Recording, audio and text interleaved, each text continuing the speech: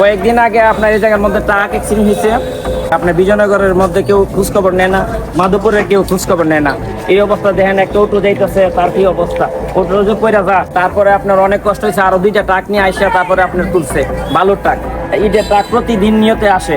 এখন কোনো সরকার বা মানে যে সরকার এইটা দেখতে পারতেছে না, বা আমার চেয়ারম্যানও নাই, মেম্বারও নাই। খুব অবস্থা খুব খারাপ। আসলে এই রাস্তাটা অনেক মানুষ যাতায়াত করে, প্রতিদিন ট্রাক বালুর ট্রাক আসে, অটো অ্যাক্সিডেন্ট হয়। এই জায়গার মধ্যে কয়েকদিন আগে একটা অ্যাক্সিডেন্ট হয়েছিল।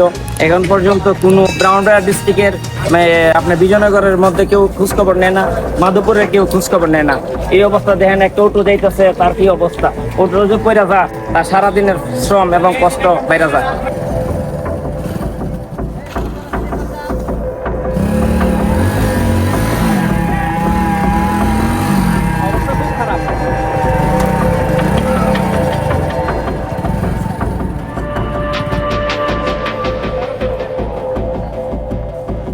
এটা যদি প্রশাসনে বা ইউনিয়ন সাহেব দেখতো সবচেয়ে ভালো হইতো।